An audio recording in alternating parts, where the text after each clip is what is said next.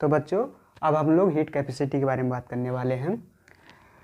चलिए, अगर हम लोग क्या करते हैं, मान लीजिए हमने कोई मैटर ले लिया है, पानी ले लिया है, ठीक है, मान लीजिए पानी ले लेते हैं। मान लीजिए अगर हमने 1 kg वाटर लिया है, 1 kg वाटर लिया है, 1 kg वाटर को क्या किए हैं,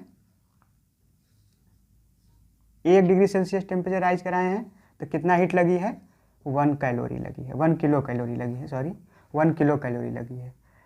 अब इसी 1 kg वाटर का टेम्परेचर अगर आपने 2 डिग्री सेल्सियस राइज कराया तो कितना लगा, 2 किलो कैलोरी लगा। 3 डिग्री सेल्सियस राइज कराया तो कितना लगा, 3 किलो कैलोरी लगा। तो हीट कैपेसिटी क्या बताता है, हीट कैपेसिटी ये बताता है कि जो टेम्परेचर, जो जितना हीट एब्जॉर्ब हुआ है टेम्परेचर राइज कराने के लिए, देखिए 3 किलो कैलोरी लगा है 3 डिग्री सेल्सियस राइज कराने के लिए। तो 3 डिग्री सेल्सियस राइज कराने के लिए नहीं, जो 1 डिग्री सेल्सियस राइज कराने के लिए जितना इसको हीट लगा वही क्या कहा जाएगा, हीट कैपेसिटी कहा जाएगा।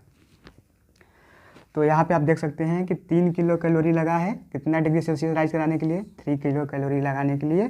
तो 3 किलो कैलोरी को अगर क्या करेंगे, डिवाइड कर देंगे, किससे डिवाइड कर देंगे,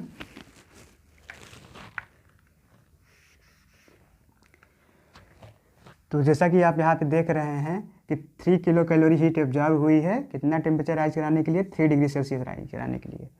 तो 3 डिग्री सेल्सियस राइज कराने के लिए जो हीट एब्जॉर्ब होगी उसको हम हीट कैपेसिटी नहीं बोलेंगे, तो किसको बोलेंगे, 1 डिग्री सेल्सियस राइज कराने के लिए कितना हीट लगी है, 1 डिग्री सेल्सियस राइज कराने के लिए जो हीट लगा होगा उसी हीट को हम हीट कैपेसिटी बोलते हैं। क्लियर है। तो चलिए यहाँ पे देखते हैं पूरा हीट कितना लगा है, 3 किलो कैलोरी लगा है, 3 किलो कैलोरी लगा है कितना डिग्री सेल्सियस टेम्परेचर राइज कराने के लिए, 3 कराने के लिए। तो हम क्या करेंगे, 3 से डिवाइड कर देंगे, 3 डिग्री सेल्सियस से डिवाइड कर दिए तो क्या आ गया, 3 कट के आ गया, यानी आया यहाँ से 1 किलो कैलोरी पर डिग्री सेल्सियस लगा, यहाँ पे डिग्री सेल्सियस है। और ये जो 1 किलो कैलोरी पर सेकेंड पर डिग्री सेल्सियस आ रही है, यही क्या कहा जाएगा, हीट कैपेसिटी कहा जाएगा। क्लियर है। तो फार्मूला क्या होता है हीट कैपेसिटी का, हीट कैपेसिटी को अगर हम सी से डिनोट करें तो हीट कैपेसिटी का फार्मूला होता है हीट एब्जॉर्ब्ड क्यू अपॉन क्या, यहाँ पे rise in temperature delta T, ये फार्मूला। डेल्टा टी से डिवाइड कर रहे हैं, इसीलिए डिवाइड कर रहे हैं कि हमको मालूम चलना चाहिए कि 1 सेकेंड मतलब 1 डिग्री सेल्सियस में 1 डिग्री सेल्सियस टेम्परेचर राइज कराने के लिए कितना हीट एब्जॉर्ब हुआ है।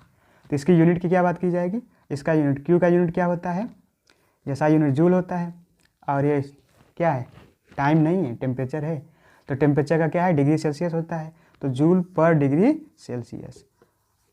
अब इसको अगर केल्विन लेंगे तो क्या हो जाएगा, एसआई यूनिट केल्विन ही होता है, तो एसआई यूनिट क्या हो जाएगा, जूल पर केल्विन, जूल पर केल्विन। क्लियर है। तो चलिए बच्चों, हीट कैपेसिटी का एक क्वेश्चन है। क्वेश्चन क्या है, a metal at 10 degree Celsius, यानी मेटल का जो टेम्परेचर है अभी कितना है, 10 डिग्री सेल्सियस है, उसको 200 जूल की हीट एनर्जी की ज़रूरत है। किस लिए ज़रूरत हो रही है, उसका टेम्परेचर राइज कराने के लिए। कितना टेम्परेचर राइज कराया जा रहा है, कहाँ तक कराया जा रहा है, to raise temperature to 20 degree Celsius तक कराया गया। तो कैलकुलेट करना है heat capacity of the metal.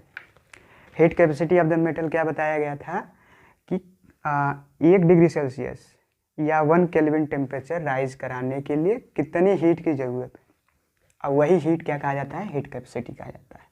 तो चलिए हम लोग सोल्यूशन करते हैं। सोल्यूशन में देखिए इनिशियल टेम्परेचर कितना है, इनिशियल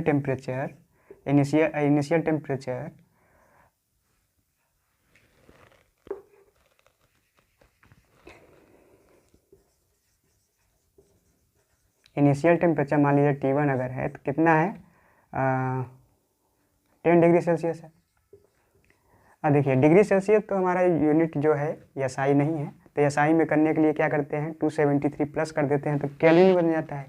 अब केल्विन क्या होता है, एसआई यूनिट होता है, तो 273 में हमने 10 क्या किया, प्लस कर दिया, तो क्या बन जाएगा, ये केल्विन बन जाएगा। तो कितना आ जाएगा, 283 केल्विन।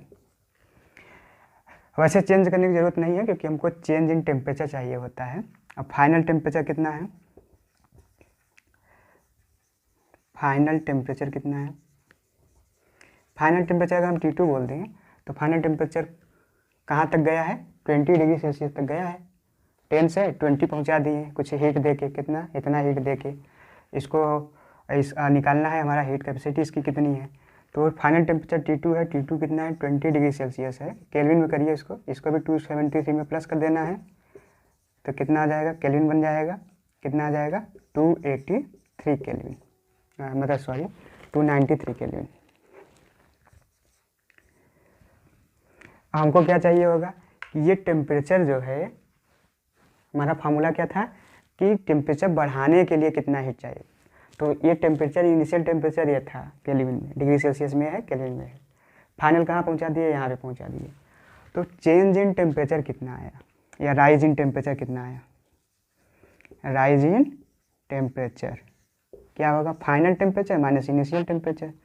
फाइनल टेम्परेचर कितना है, ये फाइनल टेम्परेचर है 293 केल्विन माइनस इनिशियल कितना है 283 केल्विन। चेंज माइनस करने पर कितना आएगा, माइनस में आपका आ जाएगा 20 केल्विन। तो चेंज हमेशा मैंने प्रीवियस वीडियो में बता भी रखा है, चाहे डिग्री सेल्सियस स्केल पे चेंज इन टेम्परेचर देखें, चाहे केल्विन स्केल पे देखें, दोनों पे इक्वल आएगा। यहाँ पे देख सकते हैं 20 माइनस 10 करने पर कितना आएगा, 10 डिग्री सेल्सियस। तो डिग्री सेल्सियस स्केल पे भी चेंज इक्वल आएगा, केल्विन पे भी आएगा। यानी कि 20 केल्विन या 20 डिग्री सेल्सियस टेम्परेचर राइज कराने के लिए 200 जूल की एनर्जी की ज़रूरत पड़ी। तो 1 डिग्री सेल्सियस राइज कराने के लिए क्या, कितनी ज़रूरत पड़ी, और यहाँ पे आपको गिवन है Q कितना है, Q आपका है 200 जूल।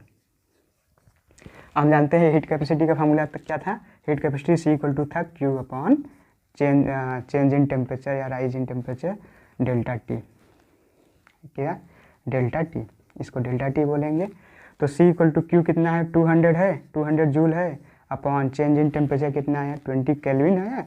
अब चाहे 20 डिग्री सेल्सियस भी लिख सकते हैं, कट के कितना आ जाएगा 10, यानी 10 जूल लगा है हर 1 डिग्री सेल्सियस टेम्परेचर राइज कराने के लिए, या हर 1 केल्विन टेम्परेचर राइज कराने के लिए। यानी 10 जूल लगा पहले 1 केल्विन बढ़ाने के लिए, फिर अगला 1 केल्विन बढ़ाने के लिए फिर 10 लगा। इस तरीके से 10 लगते लगते कितना 200 लगा। क्लियर है।